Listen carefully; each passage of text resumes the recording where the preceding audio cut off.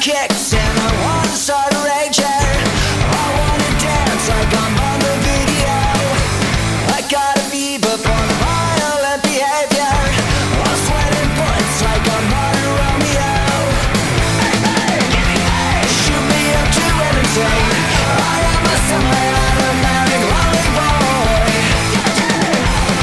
Give me death or give me in. Daddy's little psycho and mommy's little soldier.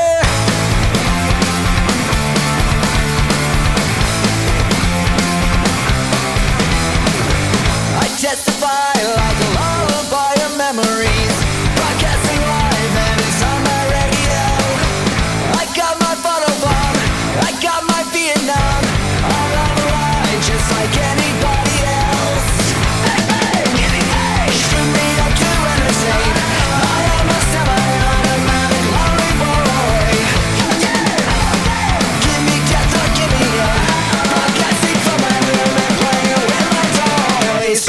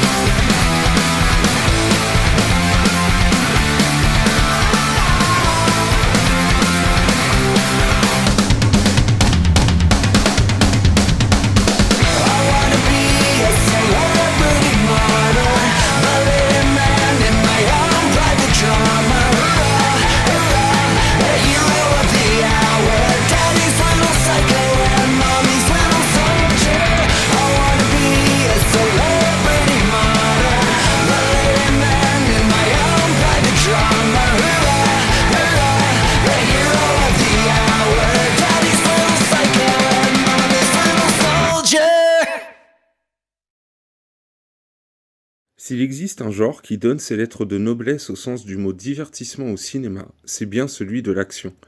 Pensé pour séduire le plus grand nombre, il a évolué au fil du temps pour répondre aux attentes d'un public de plus en plus exigeant. Si les attaques de train, duels au coucher du soleil et chevauchées fantastiques du western posent les bases d'un cinéma plus remuant, c'est dans un environnement urbain que le film d'action va s'inventer, se définir. Avec ses flics taciturnes, à la gâchette facile, ses trafiquants plus pourris les uns que les autres, ses affrontements au poing, ses gunfights, ses explosions et ses poursuites en voiture, le film d'action nous divertit pour le pire et pour le meilleur. Retour sur un genre qui ne cessera de nous surprendre au travers de films qui auront établi les codes, engrangé des sommes phénoménales, révélé des talents ou, au pire, marqué l'histoire par leur flop retentissant au box-office. Ce qui définit un film d'action d'un film lambda, c'est son rythme. Si, sur les anciennes œuvres du film d'action, les jeunes générations peuvent juger le rythme plutôt mou par rapport à leurs standards, c'est bien parce que le genre a changé, évolué. Si le fil rouge définit le genre, à savoir une structure scénaristique qui se repose d'abord sur ses moments d'action et non sur son histoire, c'est sous son angle évolutif que nous allons traverser l'histoire du cinéma d'action.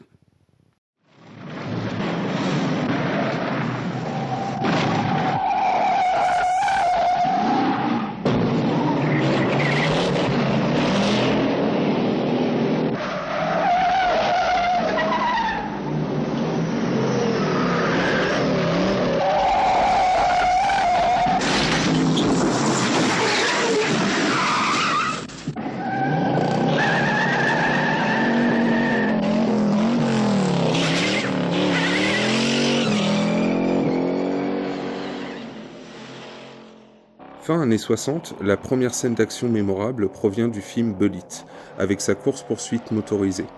Réalisée à l'aide de cascadeurs expérimentés et de l'acteur Steve McQueen qui tenait à conduire lui-même, cette scène est entrée dans la légende du cinéma et a posé les bases d'un montage plus nerveux que par le passé. Caméras multiples bien positionnées, embarquées à l'intérieur des voitures pour la sensation de vitesse et de danger, crissement de pneus, dérapage et moteurs vrombissants, on est en 1968 et Bullitt s'impose comme un grand succès cette année-là.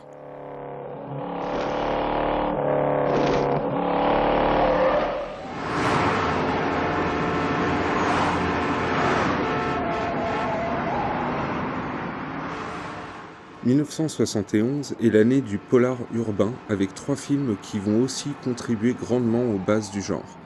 French Connection, réalisé par William Friedkin 2 ans avant L'Exorciste, prend le parti de faire encore mieux que Bullitt et propose une course-poursuite entre une voiture et un métro aérien. Caméra sur le capot pour renforcer la sensation de vitesse, plus de circulation, plus de risques et une multiplication des angles plus important que sur Bullitt. La recette du toujours plus sera l'identité du film d'action hollywoodien, et c'est French Connection qui en a posé les bases avec son excellente scène de poursuite.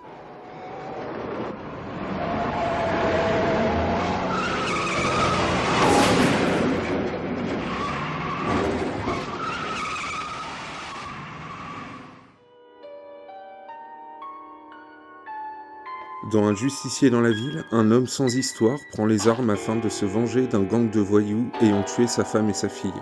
L'environnement où évolue le héros, la ville, y est montré comme un endroit sale, peu sûr, rempli de dangers particulièrement quand la nuit tombe.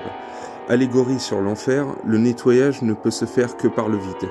Le spectateur, attaché au personnage et à sa quête vengeresse, est prêt à accepter ses écarts moraux lorsque la situation l'exige et le soutient jusqu'au clap de fin. Au même moment, Clint Eastwood et le réalisateur Don Siegel vont donc composer le premier personnage culte du genre, l'inspecteur Harry. Aimant travailler seul et à sa façon, pouvant être réprimandé autant que félicité par ses supérieurs, l'inspecteur Harry est un flic dur mais juste, tirant souvent pour tuer, toujours afin de protéger. L'inspecteur Harry reviendra dans plusieurs suites jusqu'à la fin des années 80, où Clint Eastwood se lassera du personnage.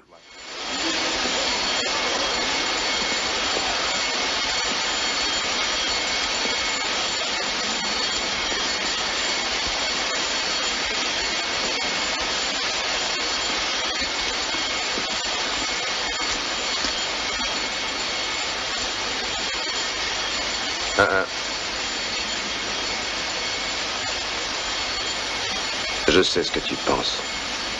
C'est 6 fois qu'il a tiré ou c'est 5 seulement? Si tu veux savoir, dans tout ce bordel, j'ai pas très bien compté non plus. Mais c'est un 44 Magnum, le plus puissant soufflant qu'il y ait au monde, un calibre à vous arracher toute la cervelle. Tu dois te poser qu'une question. Est-ce que je tente ma chance? Vas-y, tu la tentes ou pas?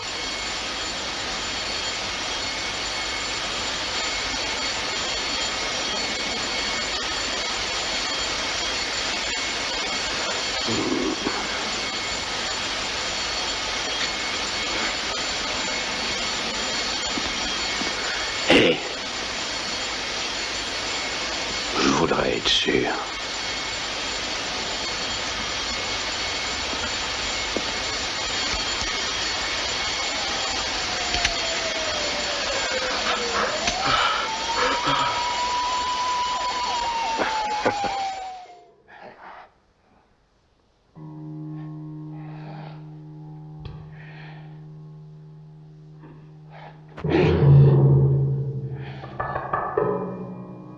Du côté de l'Asie, c'est le film de combat qui prend un essor international avec le monopole de Bruce Lee sur le genre.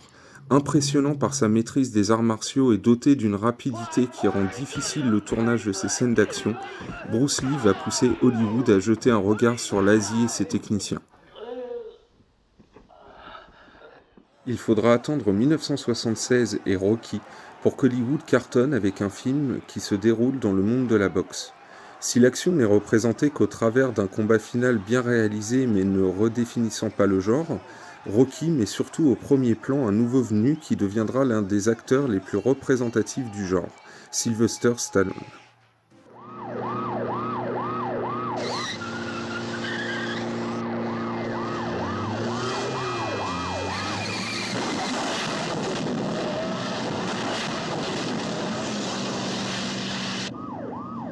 passé. Enfoiré. C'est un véritable choc qui déboule sur les écrans en 1979. Tourné en Australie, Mad Max va redéfinir la manière de filmer des voitures lancées à toute allure. La caméra au ras du sol, les bolides sont iconisés à l'extrême, véritable extension des pilotes. Les cascadeurs prennent des risques démesurés, frôlent la mort et impriment la pellicule d'une sensation d'urgence.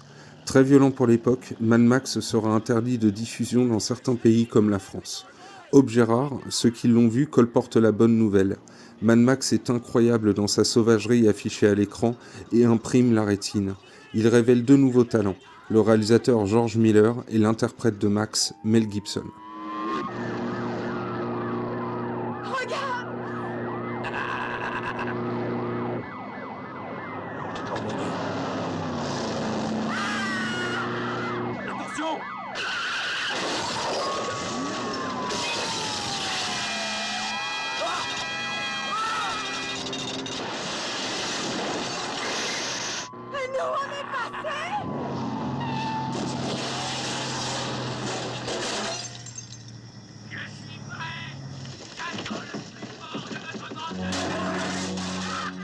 Qu'est-ce qui se passe? Ça, j'en sais rien, mon vieux, je viens juste d'arriver.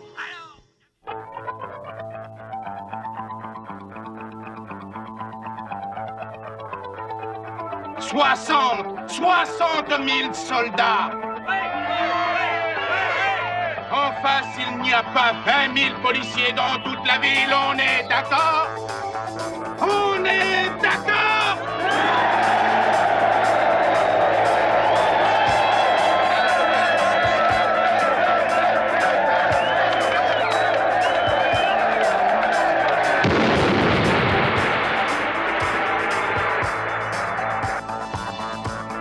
C'est le Warrior! Je veux tous les Warriors. Je les veux vivants si possible, sinon massacrés. Ouvrez l'œil, Warriors. En regagnant votre base de départ. Cette merde de Con Island, c'est pas la porte à côté, c'est au moins 100 bornes. Hé les mecs, le métro est par là.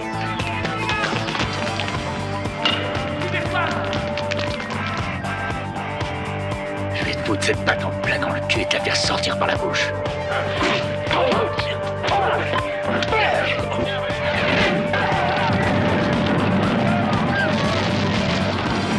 On a entendu parler de vous, les gars. Comment vous avez entendu parler de nous? Tu sais ce que c'est, les bruits se répandent. Ouais, c'est vrai, on devient célèbre maintenant. C'est notre métro, faut l'attraper. On a réussi, serre-moi la pince, vieux frère. Ouais, on aura réussi quand on sera arrivé.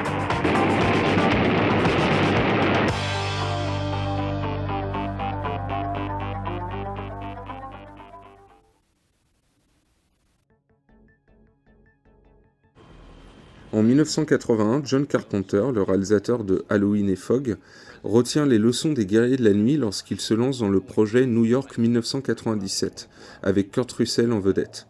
Également tourné intégralement de nuit, le film suit Snake Plissken, un personnage que nous découvrons alors qu'il vient d'être arrêté par la police. En échange d'une rançon, le président n'a que quelques heures avant d'être exécuté. Snake Plissken doit infiltrer la ville de New York, transformée en prison géante, afin de le sauver dans un temps imparti. La force du film, en dehors de son ambiance et de sa maîtrise technique, marque grâce à ce personnage de Snake Plissken. Râleur, nonchalant, solitaire, habile avec des armes, il est un pistolero moderne dans ce film très influencé par le western. New York 1997 aura droit à une suite tardive avec Los Angeles 2013, toujours réalisé par John Carpenter. Mais le succès critique et public ne sera pas aussi important.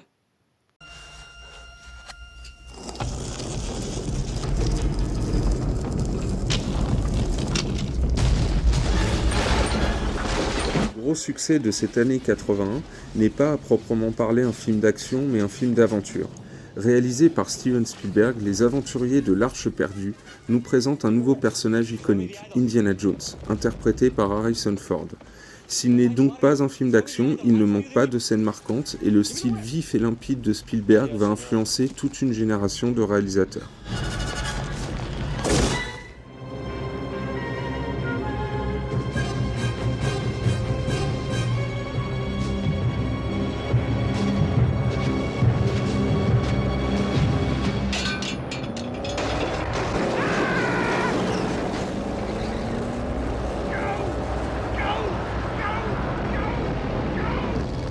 George Miller et Mel Gibson se reforment pour la suite de Mad Max. Se déroulant quelque temps après le premier opus, le paysage désertique australien sert de toile de fond à un monde post-apocalyptique. Les voitures sont abîmées et customisées pour combattre et survivre dans un univers où l'essence se fait rare, au point de piller et tuer pour s'en procurer. Le personnage de Max, encore plus mutique que dans le premier, n'agit que par intérêt, ayant perdu toute humanité depuis le meurtre de sa famille. Doté d'un plus gros budget, les scènes de poursuite sont encore plus impressionnantes et captivantes. Longtemps copiée mais jamais égalée, Mad Max 2 est une de ces rares suites unanimement considérées comme supérieure à l'œuvre originale. La scène de poursuite finale, très maîtrisée et à l'action toujours lisible, représente la saga Mad Max dans l'inconscient collectif. Mad Max 2 sera considéré comme un chef-d'œuvre à sa sortie en 81 et entre dans la légende du cinéma d'action.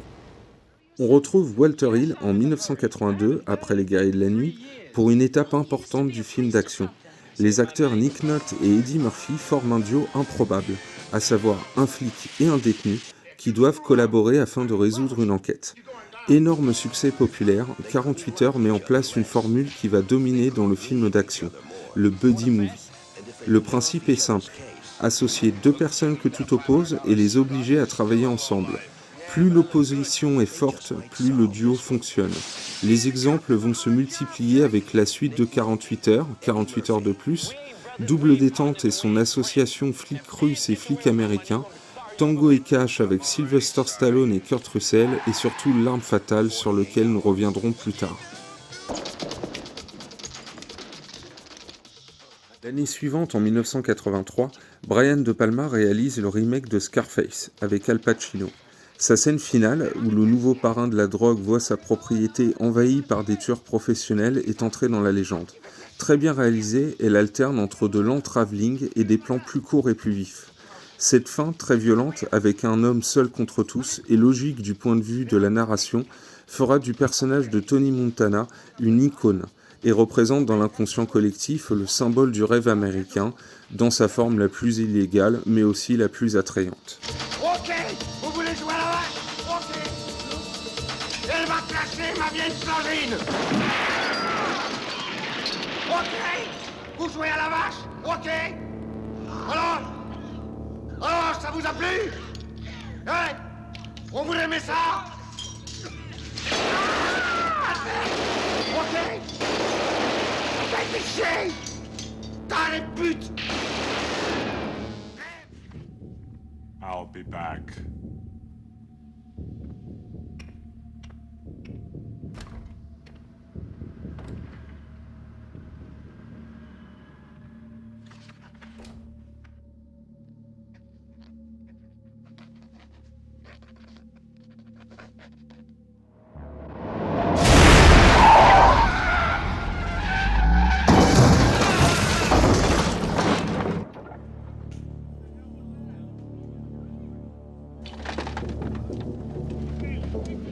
Que le Terminator débarque sur les écrans cette année-là. Arnold Schwarzenegger et James Cameron deviennent des incontournables.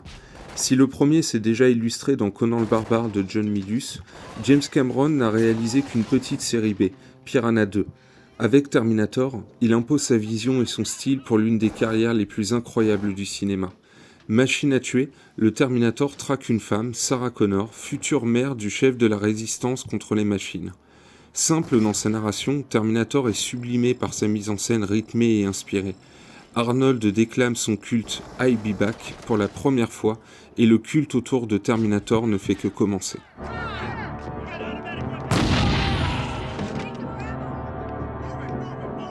Sur un scénario de James Cameron, Stallone fait revenir son personnage dans Rambo 2 La Mission. Encore plus orienté action que le premier opus, Rambo 2 est un énorme succès de 1985.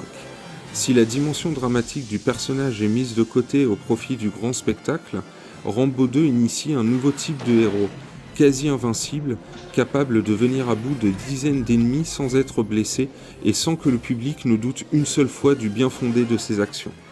En Asie, Police Story sort et fait découvrir Jackie Chan à l'Occident. Comparé aux stars américaines qui se font doubler régulièrement afin d'éviter les blessures, Jackie Chan chorégraphie et exécute ses propres cascades. Prenant des risques considérables, ces films proposeront des cascades de plus en plus folles et inédites. Une forte inspiration se dégage de ces prouesses et Jackie Chan s'impose comme l'un des meilleurs successeurs de Bruce Lee.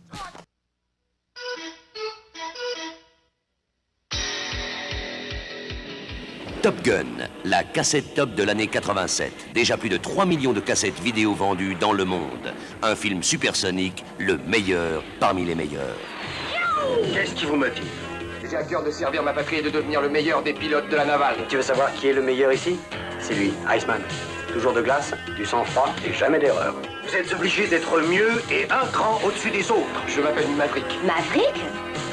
C'est pas un nom, ça, c'est un sobriquet. J'ai reçu un ordre vous concernant et je n'arrive pas à m'y faire. Votre rêve, je vais vous le servir sur un plateau. Vous deux, vous avez été désignés pour entrer à Top Gun. Vous êtes la crème des pilotes de l'aéronaval. Une élite. Vous deviendrez encore mieux. T'as pas encore saisi? Saisi quoi? Qui est le meilleur pilote? Moi, dans cette école, je suis instructeur et tous les 2 mois, je vois une vingtaine de nouveaux furieux. Chaque fois que tu montes en avion, tu es incontrôlable. C'est vrai. Et même très dangereux. Il n'a rien contre le pilote, mais contre son attitude. Vous savez, moi, quand un truc me branche, je le branche. Il ne suffit pas d'être un fougueux pilote. J'ai une famille, moi, je peux pas me permettre de tout foutre en l'air. Et toi, tu es ma seule famille. Jamais je ne te ferai seul coup. À Top Gun, on va vous apprendre le combat. Encore 10 secondes et c'est bon. Ici, pas de points pour les secondes places. Ce que tu fais en mission, c'est très dangereux.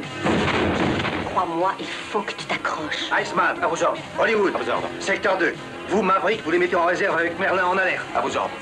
Des MiG sont dans le secteur et la situation est tendue. S'il y a hostilité à votre égard, vous ouvrez le feu. Messieurs, vous voilà dans le bain. J'en ai un qui vient à gauche. C'est pour ça qu'on vous a formé. 3 MiG face à face, plus bas, gauche, gauche. Vous êtes les as de l'Amérique. Un MiG et 12 heures en haut, un MiG et 12 heures en haut. Gonflez-vous d'orgueil. Je l'ai accroché, radar. Autorisation de tir. C'est bien accroché. Feu. Je shoot. Tom Cruise, Kelly McGillis, Top Gun.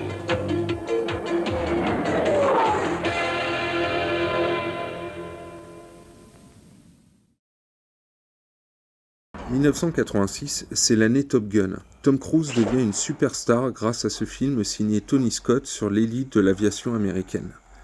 Au même instant, c'est la débâcle pour le projet Highlander, auquel le public américain reste froid par manque de compréhension de l'histoire et à cause d'une campagne marketing totalement ratée qui dessert le film à sa sortie.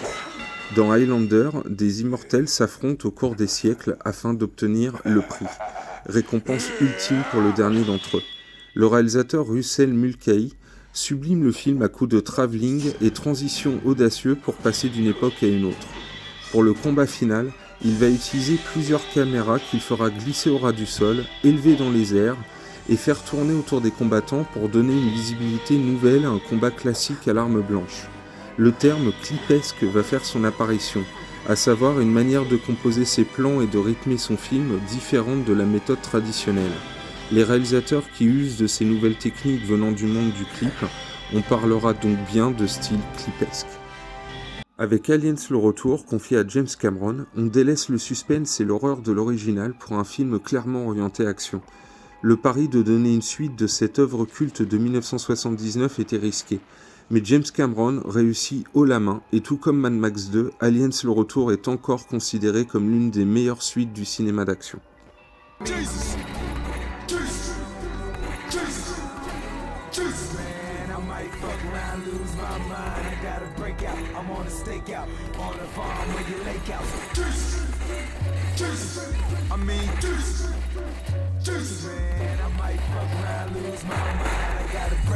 En Asie, la révélation de l'année se nomme John Woo, et son style va s'imposer petit à petit jusqu'à faire de lui le plus grand réalisateur de films d'action à Hong Kong. Dans Le Syndicat du crime, le film qui le révèle, il s'inspire du travail de Sam Peckinpah et chorégraphie ses gunfights comme des numéros de danse.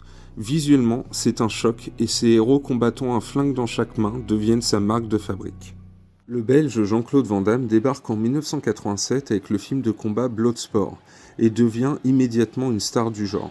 Plus agile que ses concurrents de l'époque comme Stallone et Schwarzenegger, il va se faire une jolie place à Hollywood en misant sur des projets mettant plus en avant ses capacités physiques que son sens de la dramaturgie plutôt relatif. Pour 1,5 million de dollars et avec un inconnu en tête d'affiche, Bloodsport va rapporter plus de 50 millions de dollars. Alors que Robocop doit combattre le crime dans un futur quelque peu pessimiste mais réaliste, le réalisateur Paul Verhoeven tient à humaniser le plus possible son personnage afin que le lien avec le spectateur se fasse naturellement. C'est ce qui fera la différence avec d'autres projets du même type.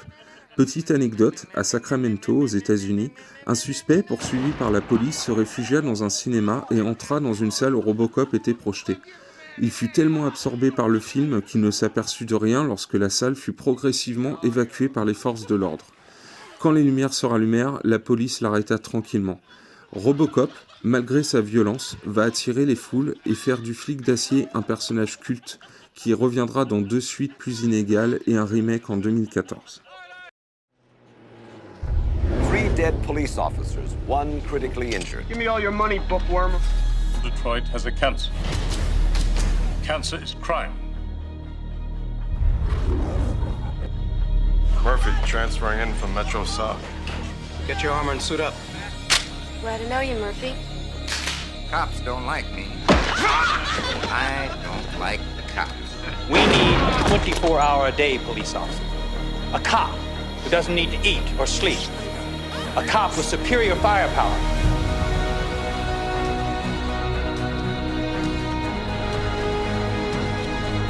He needs a car. Thank you. What are your prime directives? Serve the public trust, protect the innocent, uphold the law. You have the right to remain silent. You have the right to an attorney. Anything you say may be used against you. He was trying to kill me. He's a cyborg, you idiot! His memory's admissible as evidence. You're gonna have to kill it.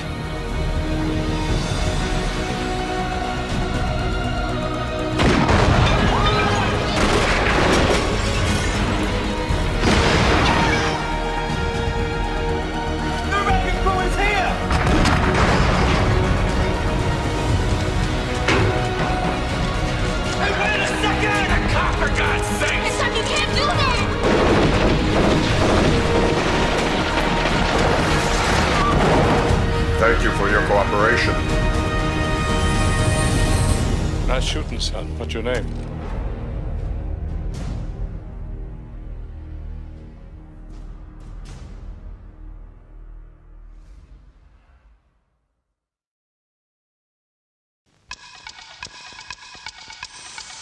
Voici le cauchemar des criminels, un flic qui aime le danger.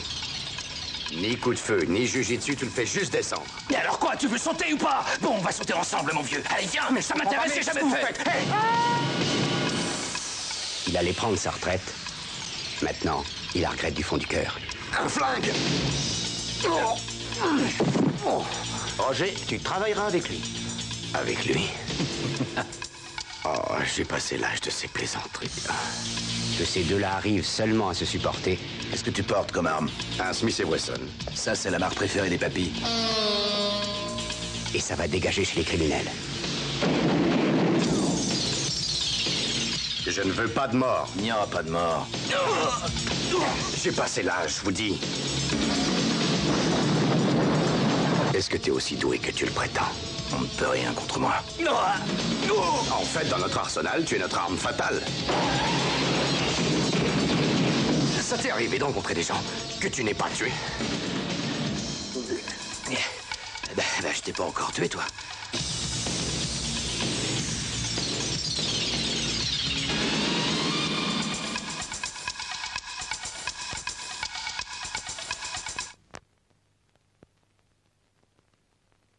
L'énorme succès de 1987, c'est L'Arme Fatale, de Richard Donner avec Mel Gibson et Danny Glover. C'est le buddy movie le plus connu et le plus apprécié du grand public avec ces deux flics que tout oppose. L'un est noir, père de famille et à quelques jours de la retraite, l'autre est blanc, borderline et suicidaire suite à la mort de sa femme. La complicité des acteurs est palpable et l'enquête de police suffisamment rythmée pour que le film ne souffre d'aucun temps mort. Le jeune scénariste Shane Black va être courtisé par les studios et devenir l'auteur à la mode.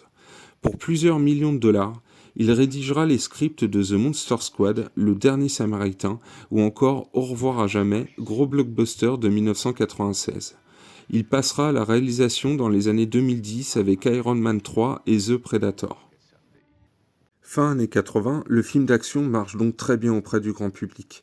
De nouvelles franchises sont nées et des acteurs ambassadeurs du genre se sont révélés dans des rôles marquants, vendant des films et projets à la simple évocation de leur nom. Mais le genre a surtout gagné des réalisateurs de talent, qui vont essayer de repousser les limites pour notre plaisir à nous, le grand public. Tony Scott, Richard Donner, John Woo ainsi que James Cameron vont, par la recherche esthétique et leur sens du rythme, redéfinir le genre pour mieux l'enrichir.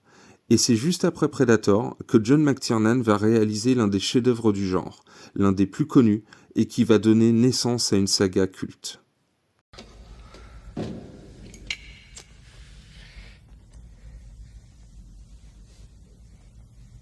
Viens me voir à Los Angeles, on passera Noël en famille, on fera la fête.